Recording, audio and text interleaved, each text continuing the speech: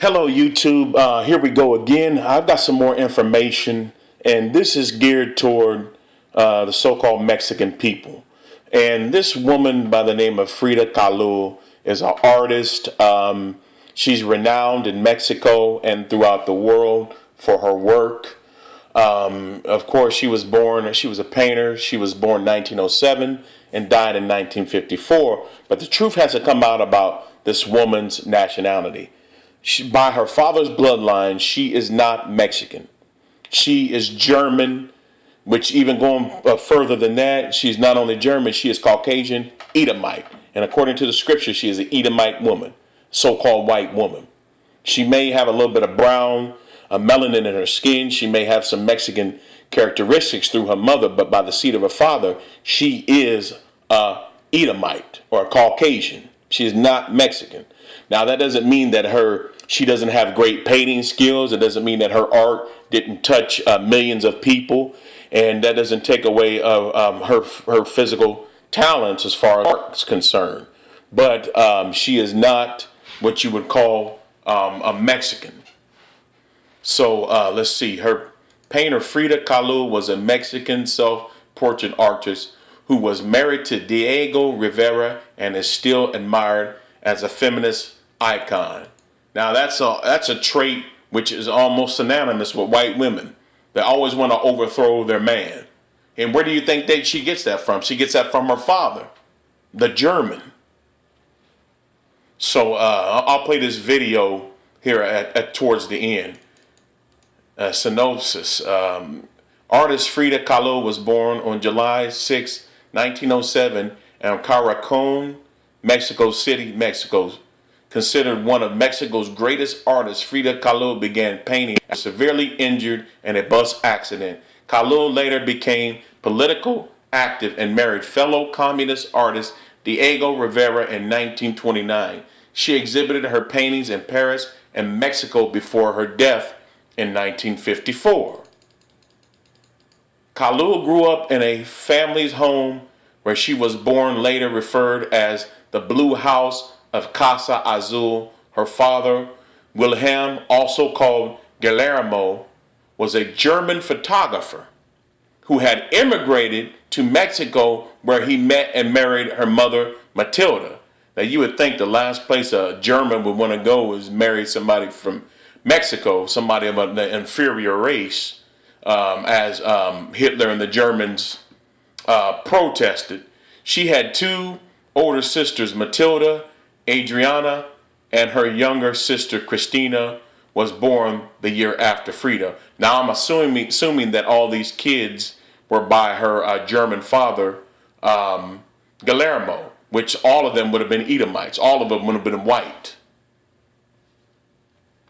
Around the age 6, she contracted polio, which caused her to be bedridden to 9 months while she did recover from the illness. She limped when she walked because the disease had damaged her right leg and foot. Her father encouraged her to play soccer, going swimming, and even wrestle. Highly unusual moves for a girl at the time to help. And you can already see the butch and the feminism in her. You know, through in her father's encouraging her to do weird stuff that Edomites do, that so-called Caucasian people do. And if you watch the autobiography, the movie that Selma Hayek played her part, she was a lesbian. She was kissing on girls and and this is all characteristics of white women. Why? Because she is a white woman. She just had the privilege of having a Mexican Israelite mother. So I'm going to go play this video and then I'm going to close out. FrIda Kahlo is one of Mexico's most famous artists.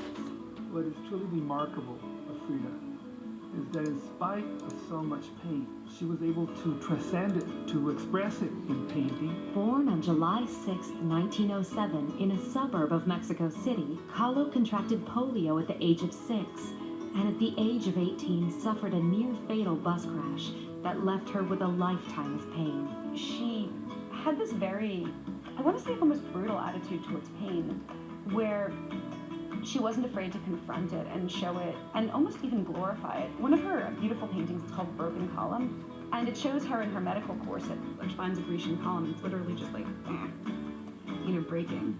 But she had a lot of paradoxical qualities. On the one hand, a strength, a resilience, almost a goddess-like quality. She could be crude, she drank alcohol like the men, she cursed like the men, she smoked, she had a toughness. Kahlo's most common subject was herself, and over her prolific body of work of 143 paintings, 55 are self-portraits. So what she does is she creates self-portraits. She paints herself, and then that painting mirrors back to her this sense of who I am. When she was 21 years old, Kahlo sought out the renowned muralist Diego Rivera. She looked for Diego Rivera, who was painting a mural in the Ministry of Education. And FrIda very courageously asks Diego to come down and see her work. And Diego is impressed. He's impressed by what he calls the visual honesty of the works. The two soon began a love affair. And in 1929, despite the disapproval of FrIda's mother, they married. Her life, really revolved around Diego Rivera. Diego respected her work, and he was the biggest fan of her work, and he influenced her work. But their relationship was turbulent. Divorced and remarried, they were both in love and at odds. Both of them had relationships outside of the marriage. Both had lovers. And yet, I would say that the greatest tribute to their relationship and to each of them is how different their work is. In 1939, Kahlo's The Frame became the first work by a 20th century Mexican artist to be purchased by the Louvre after one of the founders of Surrealism, André Breton, sees FrIda's paintings during a visit to Mexico.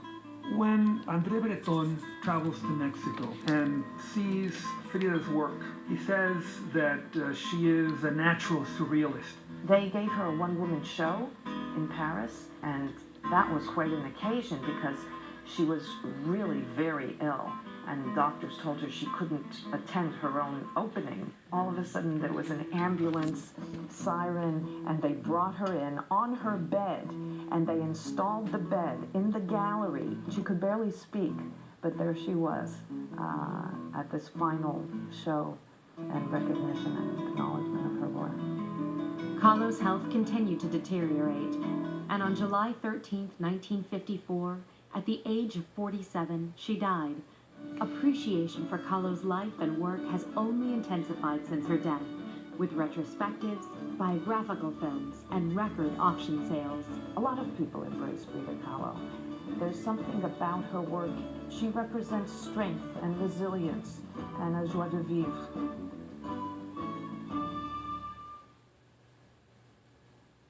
And that's the end of that.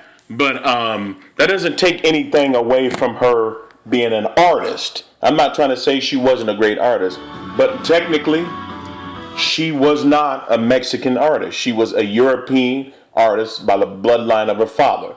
So I'm going to close out with that. Hope you enjoyed the video. I know it's going to piss a lot of Mexican brothers and sisters off, but hey, it's time for the truth to come out. This woman has been getting credit for being a Mexican woman, and she's not. Sorry.